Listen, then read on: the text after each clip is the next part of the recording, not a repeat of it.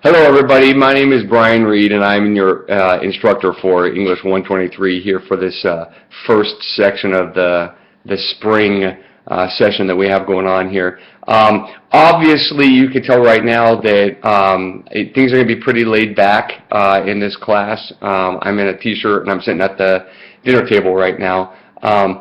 So obviously, no shirt and tie here, and I apologize if you need that formality, but I'm pretty, laid back, easygoing here. I've been at California Baptist University for 3 years now. I've been working in the ops program as an instructor for a myriad of courses, whether it be the English 123, children's literature, creative writing, American literature. There's an intro to literature class, so I've been doing this for a while. On the side, I also work at Centennial High School in Corona, California, and I've been a public high school teacher for 15 years. So this is kind of a split job that I do, and I absolutely love it. So that's a little bit about who I am.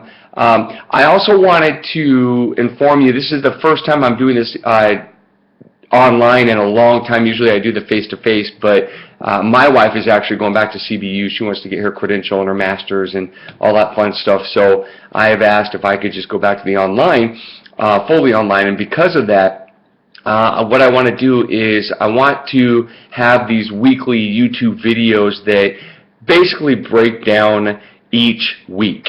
And so they'll be, depends on how many minutes, I don't know, this one might be a little lengthier, I apologize for that, just because I want to give you the introduction, but then also explain why I'm doing this, and then get into week one.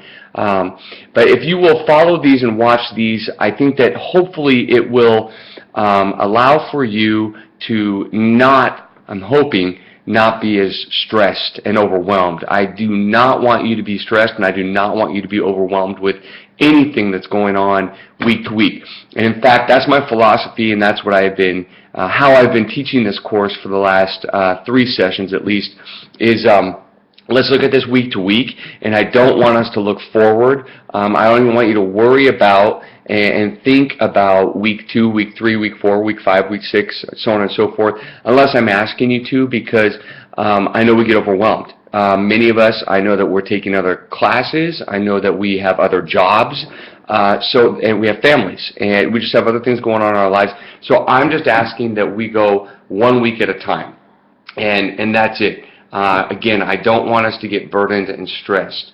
A couple of things that I want to share with you just off the bat, and I think this is probably going to be backwards, but I mean, as I'm looking at it, it's not. This is an extremely important book, and if you don't have this, the Writer's Brief Handbook, I'm going to ask that you make sure you get this as soon as possible. I know everything is updated, I think, in my syllabus. You can get this at the bookstore, or you can get it online cheaper. This is the 7th edition, yeah.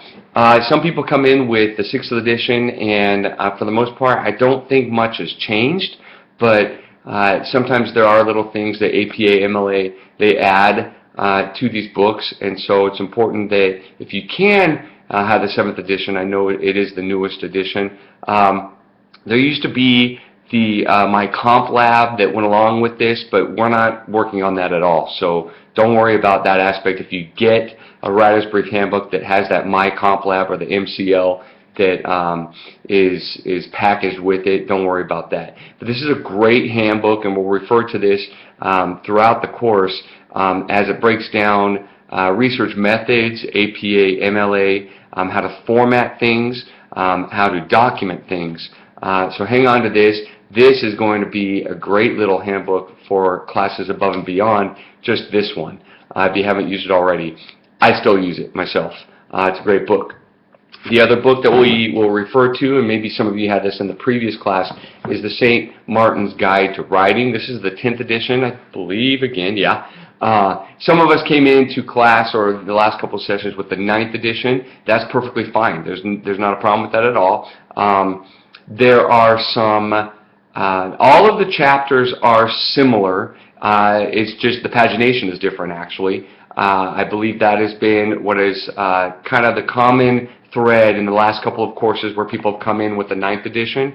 It's just that the contents page is a little worded a little differently than the 10th edition, 9th versus 10th edition. But all the content is still the same, is what I've heard from students. If you notice a glaring change or something that is that's just different, please email me.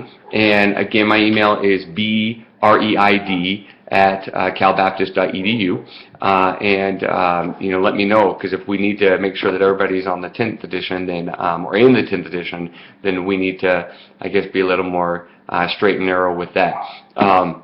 So yeah, this is our other big book that we're going to use, referring to chapters as we get into our argument paper and the problem solution paper, and then into the big research paper at the end of the course. Yeah, so these are the 2 books that hopefully you have or will have here in the next few days.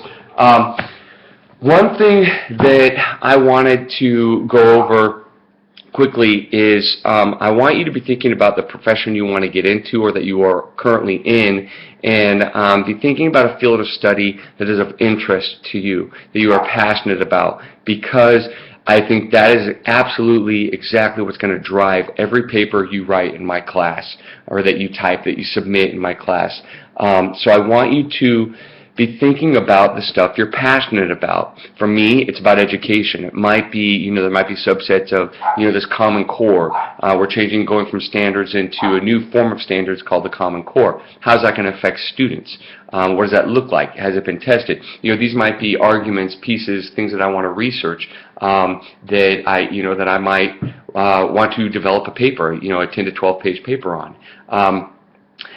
So just be thinking about, what you're interested in, and trying to find something that's arguable, something that, you want to try to take a position on, a side on, and, find those counter arguments, those concessions, because that's really where we're kind of going with these papers that we're going to be writing over this session. So keep that in mind as we conduct our research here for this class, that everything we do, we want to make sure that we focus on something that we are passionate about, something that we are earnestly wanting to study and know more about. So let me just start with that, and then we'll move on to the actual our homepage here, our Blackboard page. Now you can't see it on my screen. I sort of have a split screen going on, but I've actually gone to our homepage here, and I just want to walk through a couple of things. If you want to get that set up quickly, I'm on the Blackboard page. If you go to the side column and you click on Home, you'll see that this is where I will post announcements as we as I need to make announcements, or sometimes the YouTube videos will be posted as announcements. Sometimes they'll be in each weekly activity, and you can basically access the YouTube video from the learning activities as well. If you click the next tab down, you'll see that that's the course information, that link, and you'll see that you can access the syllabus in that folder. There's the introduction blog there that's always fun to fill out, and I'm not too big on making sure, I know that it says to comment on at least 3 classmates, but points aren't going to be deducted if you don't comment on at least 3 classmates like it reads there. Make 1 comment, that's awesome. We're sort of all in our own little worlds here since it's fully online, so if you just make at least 1 comment, I'm completely fine with that. But on the course information page, that's where you will see the syllabus, and that's what's really important. You'll see my eyes sort of shifting because I'm looking at my cheat sheet, my outline as I go through. On the syllabus, you'll notice there's the contact information and the required text information and the assignments overview and the course schedule. Just look at that, refer to that as you will see what is due each week. And in fact, what I love what Dr. Bartels has done for our shelf, our learning activities, is that each week, that first box, it indicates what's going on just that week. And I love that. I think that's great. In fact, some of the lectures that she has built into the shell will be from her. And so you'll obviously see Dr. Bartel is instructing us on certain things, and that's the point. That's why she did this, and I am not going to reinvent the wheel. I am going to let her take charge of whatever that is that I want you to take a look at for that particular week. But all that to say, if you click on the tab for learning activities, you'll see that we have all of our weeks at a glance, and then at the bottom of that page, you'll see there's a separate folder for our research paper and our discourse community project. We will get to those. We will get to those folders, but like I said, I don't want to worry about them right now. I want us to dig into just the week one and take it week by week. So all that access is there, but I definitely don't want you to worry about those folders at this point. If you'll go to Learning Activities and then click on week one, you'll see the box there that is at the very top that gives us our overview of what we're doing. So obviously we want to make sure we are familiar with the syllabus. And then we are getting into and the syllabus is listed right there. And then we're getting into the introduction blog. This is obviously where I want you to take a moment to give your name, your major career goals. And again, this goes back to what I just said about being passionate about and what you're invested in, because that really is going to, I think, make the class a bit more interesting, honestly. If you are studying something, if you're researching something that you have an interest in, that's really going to help this class move a little faster for you. But if you'll follow just those little bullets there in the introduction blog, and then you can post all of that, but where it reads that you need to comment on at least 3 classmates and welcome them in. If you want to do that, that's fine. But if it's just one, then comment on one. That's okay. I'm not going to make a big deal out of that. Week 1 lectures, I want you to take a look at that English 123 PowerPoint. So if you'll take a look at that, that again gives us a nice little rundown as to what this class is all about. The next little box that we have there is the library research module. You want to take a look at this because this has to do with our library research activity, which is the next box down. For the library research module, you want to highlight that link and then plug it into your browser up there, and it'll lead you to all the information we have as to our Annie Gabriel library and all of our online sources and resources that you can use that you will need to use or plug into the next box down, which is the library research activity. So for the library research activity, what we're going to do, I'm going to move myself over a little bit here, is you are basically going to take a look at what research is all about. We're going to ask you to come up with a research question, keywords for that particular idea or that question, the tools that you'll need to use and identify for that kind of information that you need to gather for that particular question.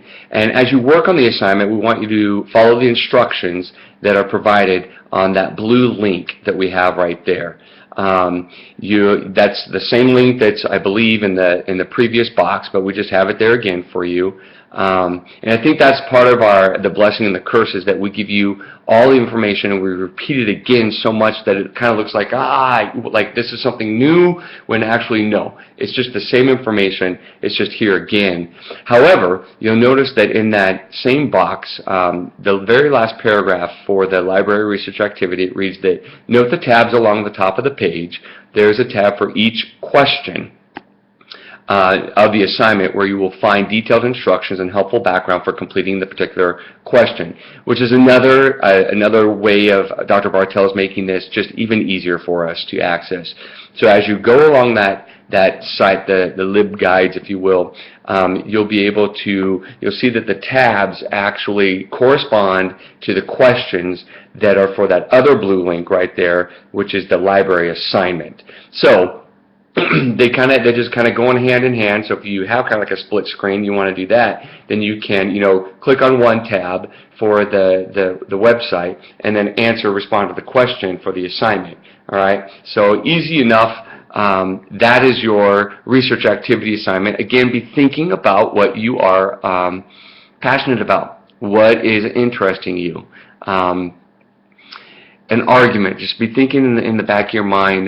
We don't want to get too global and too big with our issues because that might be a problem. But at this point, since we're just looking into the research activity, then there is sort of some leeway there. And as we go week to week, we can define, and that's partly my job too. We can have those email conversations where say I want to look at education. Well, education's big. How can we bring that down? And this library research activity will hopefully help us to refocus and reevaluate questions that we can ask as we bring, okay, I'm passionate about education and about being a teacher, but now what do we need to look at within that spectrum that could really help us be focused and find research that we could develop into an argument on 10 to 12 pages. So we'll get there, and that's what we're establishing week to week here. Excuse me. So that's the library research activity. You'll notice that you will submit that as well. And then your final piece, I believe, that you'll have to take a look at is your MLA APA citation activity. You'll notice that there are a series of YouTube videos which are extremely helpful on obviously APA formatting and MLA formatting, because then the activity, the other assignment that you're going to submit, is taking the journal article, the book, the DVD, and then a page from a website, and you are going to format them in both APA and MLA style. So that means there will be 2 citations for each example. So you'll see the journal article from an electronic database, you'll click on Hughes, and then you will format that journal article in both MLA style and APA style. Then you'll go to the book, God and Charles Dickens, same thing. Format that, note that in both APA, MLA. Then you'll get the DVD image, the Sherlock Holmes image, which by the way is a great movie, and you will document that, you'll format that in both MLA and APA, and then the page from the website, MLA and APA. So you'll have 2 documentations for each of those sources. All right? And then finally, there's a grammar review. If you read the paragraph that Dr. Bartels has written there, it is more of just an overview of any issues that you may have grammar-wise, whether it's subject-verb agreement, maybe it is writing too much in a concise manner when we need to, how do we take time to advance things and expand things. Maybe it's an issue of punctuation. All of that, for the most part, is covered in this very lengthy voice thread. And you can sort of just like skip around and take a look at whatever you want that you think may help you. For our assignments, that MLA APA citation activity, and then the library research activity, and then I want to make sure that I'm covering everything. The introduction blog, we want to make sure that everything is turned in by this coming Sunday. This coming Sunday, and I'm looking over at the calendar, that will be, looks like the 12th. All right. So by the end of the evening on this coming Sunday, you want to make sure you get those 3 things turned in.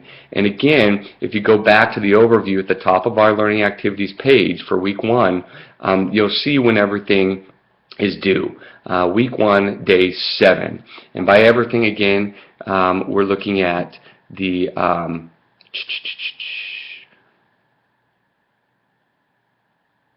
the library activity and the MLA APA citation activity.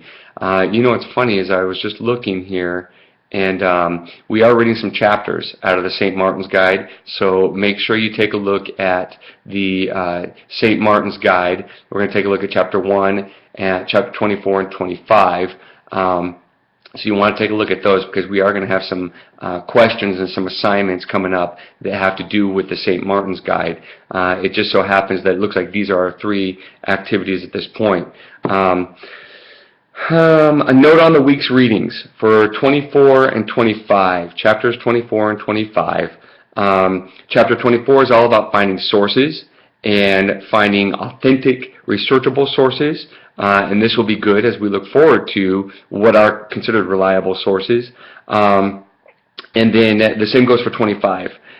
You want to make sure that you, if anything, just pick up on what what is a good source and how do we evaluate it to know that it's a good source.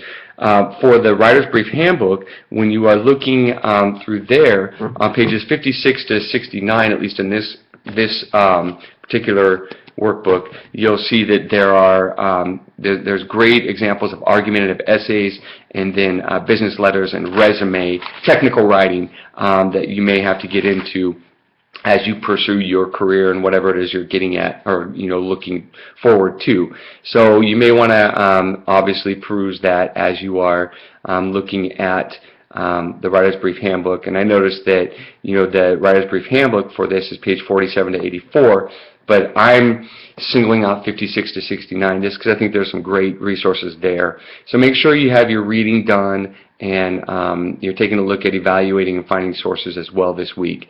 I think that's it for right now. If you guys have any questions, again, please feel free to email me at breed@calbaptist.edu, and I will be more than happy to get back to you. Have a good week, guys, and I will see you for week 2 here on YouTube.